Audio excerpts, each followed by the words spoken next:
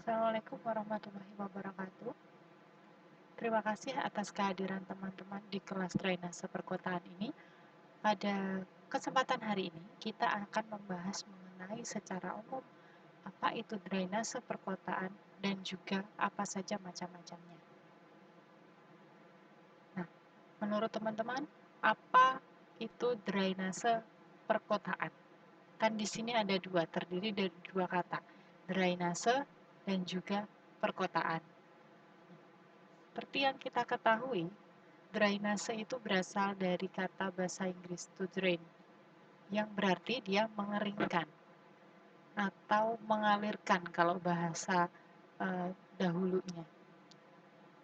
Yang dikeringkan apa, yang dialirkan apa? Adalah air yang ada di atas permukaan tanah maupun di bawah permukaan tanah.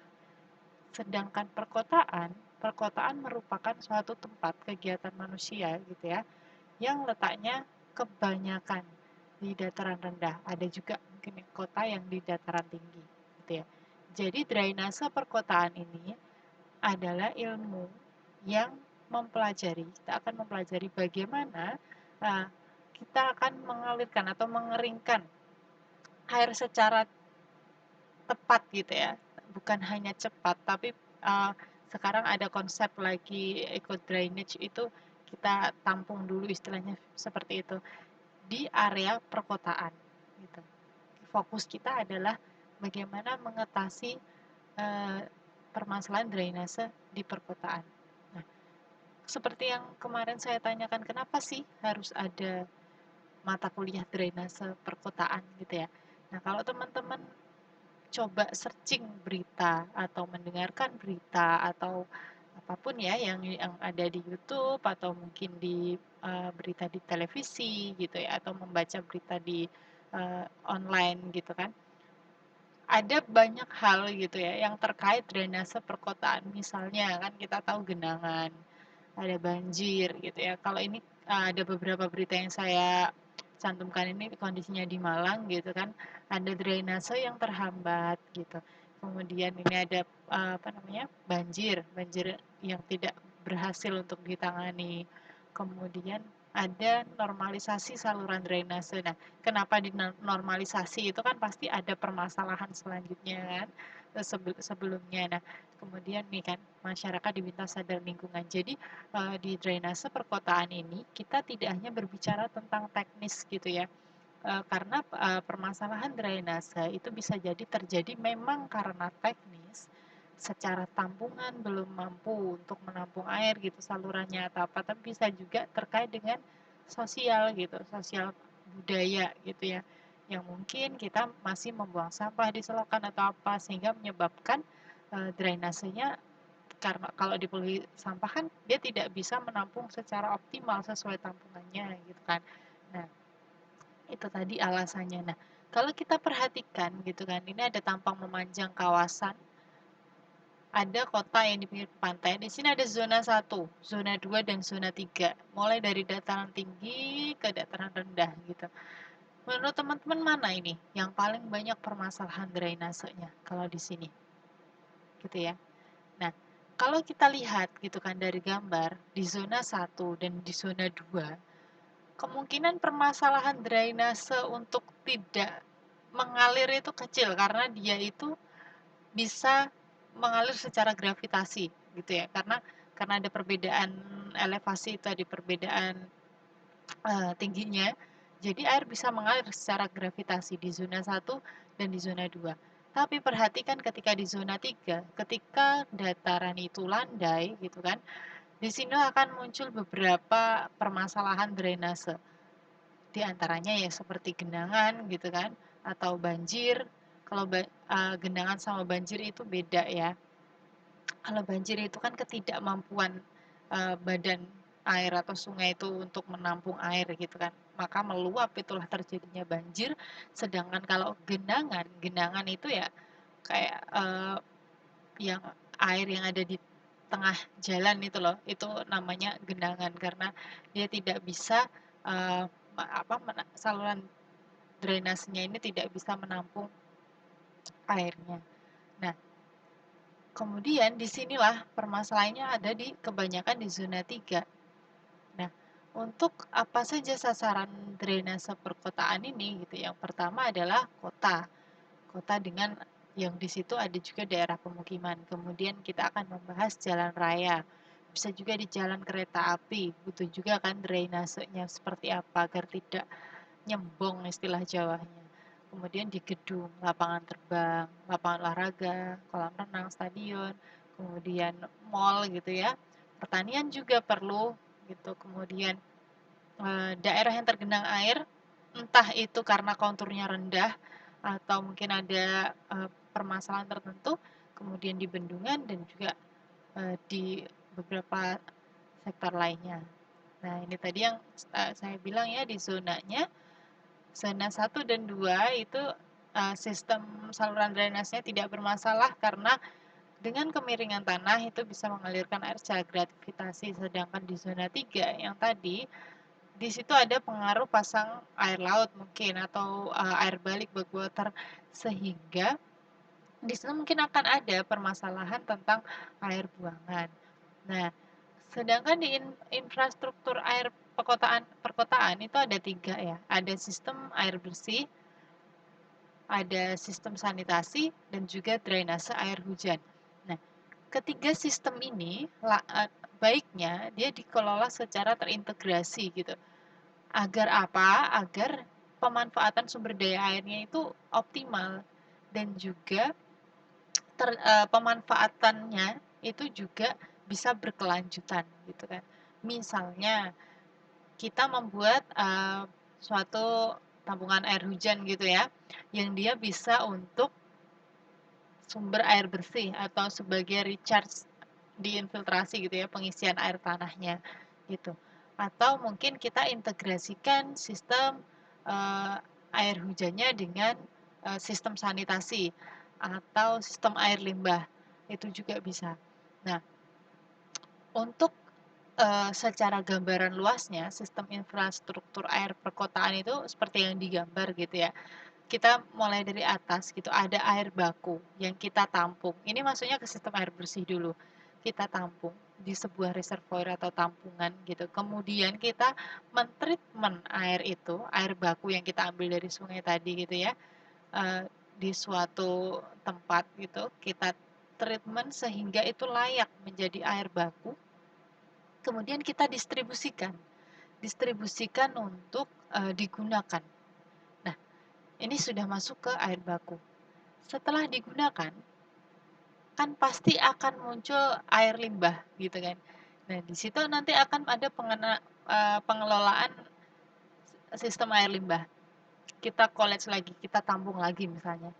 Sebelum kita alirkan, pasti kan untuk limbah ini kita treatment dulu gitu kan. Treatment itu ada yang kita kembalikan ke sungai gitu kan, ada juga yang dia masih harus ditreatment lagi sampai layak gitu kan. Di lain sisi dari hujan gitu kan, kita terus ada suplai air hujan. Perlu sistem untuk pengelolaan air hujan. Nah, ketiga hal ini tadi yang harus terintegrasi gitu ya. Sehingga pemanfaatan sumber daya airnya itu bisa optimal. Nah, kalau sistem air bersih seperti apa? Seperti tadi ya, kita adakan dulu airnya dari mana? Misalnya dari sumber, dari waduk, dari sungai gitu kan. Kalau teman-teman tahu yang pengolahan air baku, kemudian kita masuk ke instalasi pengolah air. Setelah itu kalau sudah ini layak gitu kan, kita distribusikan ke pengguna. Entah dengan tangki air atau distribusi melalui pipa atau yang lainnya gitu ya. Nah, ini ada peraturannya gitu di bidang sumber daya air ada peraturan yang mengatur khusus bagaimana sistem air bersih dan baku mutunya. Kemudian untuk air limbah kan terusannya tadi ya dari pembuangan air limbah kita kumpulkan secara lokal, dibawa, diolah, baru kita buang lagi gitu ya. Dan ini juga harus memenuhi baku mutu gitu, baku mutu air limbah gitu. Kalau tadi kan baku mutu untuk air baku. Jadi saling berkaitan dan tetap harus memenuhi kriteria itu tadi gitu ya, kriteria baku mutu.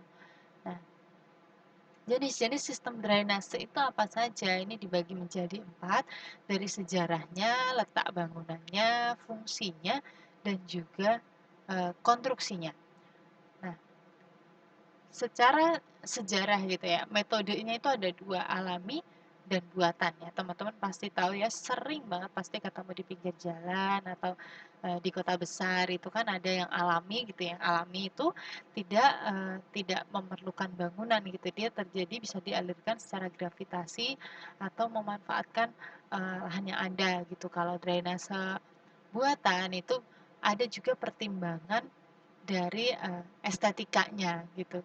Jadi tergantung fungsinya dari harga, mungkin bisa jadi yang drainase buatan ini memang lebih mahal. Namun karena memang disesuaikan kebutuhan ya ya itu yang didesain gitu ya. Gitu. Jadi ini kalau yang alami itu tanpa campur tangan manusia gitu karena dia mengikuti pergerakan kontur tanah. Ini air hujannya mengalir di atas tanah itu ada run off dan juga yang satunya terinfiltrasi masuk ke tanah gitu ya. Kemudian kalau untuk buatan itu memerlukan pasangan batu beton, pipa, pompa air. Ini tergantung ya, tergantung daerahnya kita mau menggunakan yang mana. Kemudian menurut letak. Letak ini ada drainase permukaan tanah atau surface drainage yang dia berada di atas permukaan tanah.